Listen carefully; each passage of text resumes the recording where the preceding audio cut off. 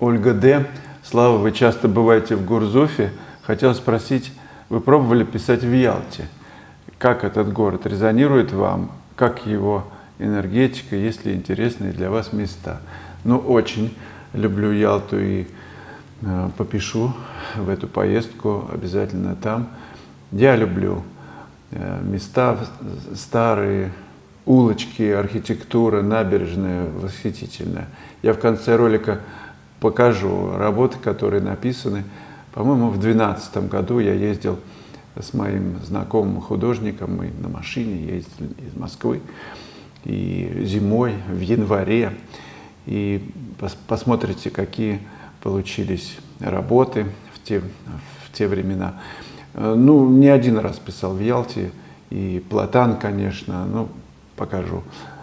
Женщина очень играла красиво на скрипке.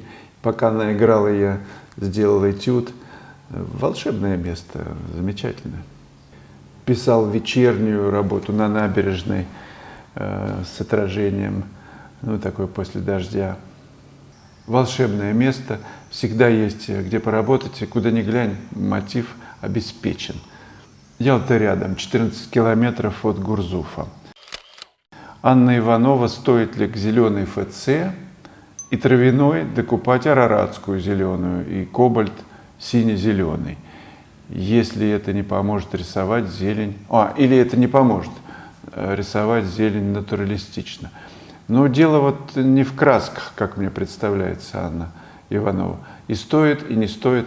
Даже если вы разложите все краски, которые производятся, нужен какой-то алгоритм сочинить в мозгах, как ими пользоваться. Вот какая штука. Ну, посмотрите, я не знаю, уроки, если это для вас доступно, мои видео в онлайн-школе. Но в конце концов, я же показываю палитру, и как я красками, которыми работаю, я тоже могу разместить в телеграм-канале, просто весь перечень. И посмотрите, как делаются замесы из красок, которыми мы все пишем. Дело в том, чтобы настроить мозги нужно на то, чтобы это не было ярко, например, не было слишком, ядовито, что ли, такими цветами брать чересчур. Нужно сдерживать удила. Ну, представьте, если я лошадь, да, я разгонюсь так, что будет просто как электросварка. Есть же сочетание цветов, которые так сильно работают, что рябит в глазах. Лучше сдержаннее. По крайней мере, я люблю ярко, но в яркости тоже есть мера, есть некая опасность. Перейдя через границу, вы попадаете в зону вседозволенности, и там вообще вырви глаз, невозможно смотреть. Бывает так. Я за эксперименты с разными цветами, в том числе и открытыми, яркими, когда там, я не знаю, синий контрастирует с красным. Но пусть эти эксперименты, соседствуют с ограниченной палитрой. А зеленый ФЦ, араратская, кобальт, пусть все будет на палитре. Главное, как мы видим, вот это важно. На класс приезжайте ко мне на живой, если есть возможность. Я с 1 июля здесь в Гурзуфе проведу класс 5-дневный. Но мы все разберем просто на живом примере, на месте. В природе все довольно-таки гармонично, ничего не кричит. Картина не должна кричать. Пусть будет все, пусть спокойно. Настанет время тихих голосов. По-моему, академик Лихачев говорил, настанет время тихих голосов. Все кричат. Зачем? Мы ж не телевизор. Зачем его смотреть? Я много лет уже не смотрю. Людмила Юферова. Перепады с вдохновением. Это такая каверза. Зачем эта каверза цепляется к художникам? Легче на Эверест подняться. Ой, не легче. Столько смертей. К2, по-моему, фильм был такой. И что интересно, каверза это преследует уже состоявшихся художников? Или это ступенька вверх? Ну, представьте, что мы с вами, Людмила Юферова, встретились и бутылочку, как говорится, раздавили вина хорошего. хорошо же нам, мы беседуем, показываем друг другу картинки. Не хватило, еще купили, на следующий день еще, и так все время. То есть мы пребываем в неком экзальтированном состоянии, смотрим на природу, пишем и, как говорится, немножечко успокаиваемся. Горло – это же тоже инструмент. Ну нет никаких ни гитар, ни рояля. Можно же сыграть чижик-пыжик, например. И главное, чтобы оно было настроено. Инструмент расстраивается. И для вдохновения его нужно немножечко подкручивать, вот эти колки. И вот мы с вами заливаем в этот инструмент. Мы так вдохновляемся, что можем спиться. Это другая история, другая обратная сторона. Если мы слишком сильно надавливаем вот на эту массу бутылочную. То есть слушать себя, если, то можно не каждый день, как говорится, звучать. Пусть будут перерывы. Пусть будет чай, кофе, кефир.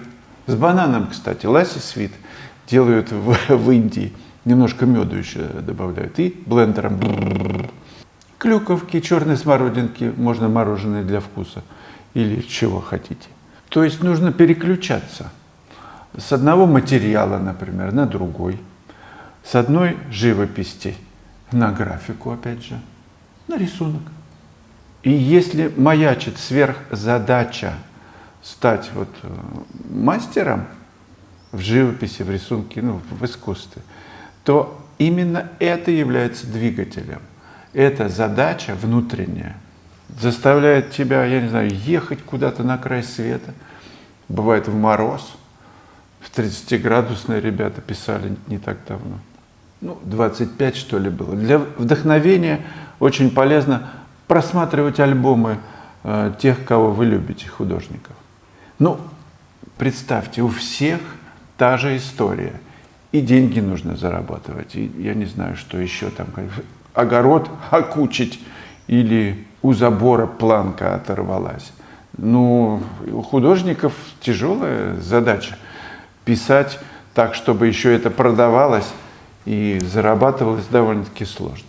Поэтому многие делают так, чтобы был какой-то бизнес маленький, я не знаю, большой, но чтобы он не отвлекал сильно внимания, для денег, а для творчества какая-то часть, сначала маленькая, потом больше вырастает, чтобы не беспокоиться о том, что картина не продалась, и я должен обязательно написать так, чтобы она продалась. Но вот это убивает творчество, потому что ты попадаешь в эту канву, в колею зависимости от вкусов, в общем-то, людей, которые ниже, чем, например, твой. Они часто тут пишут такое. Сегодня один человек написал, аж страшно читать про живопись Бато. Ну, типа, что он вообще шулер. Вот для кого-то это шулерство, а для кого-то высочайшее произведение искусства, за которое они платят миллионы. Кто прав? Тот, кто в его, например, живописи или в чьей-то увидел нечто, или кто недоувидел, который просто смотрит, как вот корова, например, стоит на мосту. И один мой знакомый говорил, стоит корова на мосту, жует и сыт. Ей нормально. Это ее природа. Стоять, смотреть кругом, жевать и картина там будет, шедевр какой-то, я не знаю, Мане. Она будет жевать и извергать что-то сюда, в нашу, значит, обитель, слова писать разные. Но проходит человек с моноклем и смотрит на эту картину, отодвигает эту корову и все, и платит, понимаешь, миллионы, потому что он хочет каждый день на нее смотреть, чтобы она у него висела. Потому что ему очень хорошо.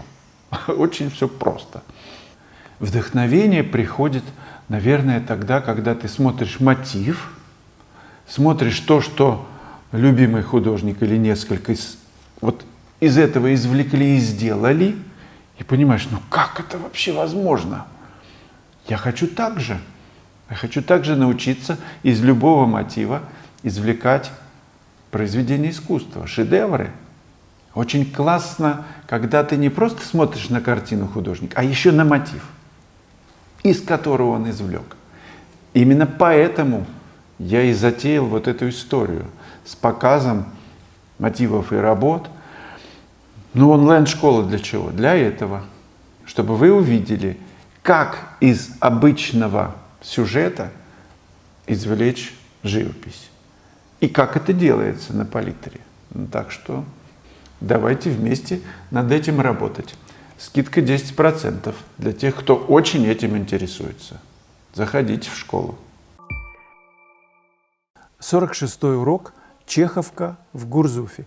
Довольно-таки серый день, солнца нет, рассеянный свет, но очень четко прорисовываются сдержанные тональности гор, неба, стены белой, вот этой беленой мазанки, зеленый забор, двери, зелень, кипарис, дорога. Все это спокойно, сдержанно, и нужно написать именно это состояние. Задача не из легких, но тем интереснее. Пусть все наши работы будут разными, пусть в них будут отражаться разные состояния природы. Тогда наша живопись будет многогранной, широкой, яркой. Я подробнейшим образом показываю, как ведется работа, что происходит на палитре, какой мотив. И очень надеюсь, что этот анализ, этот урок поможет вам разобраться со спокойным, рассеянным состоянием, когда солнце скрыто за облаками, когда рассеянный свет. 46-й урок.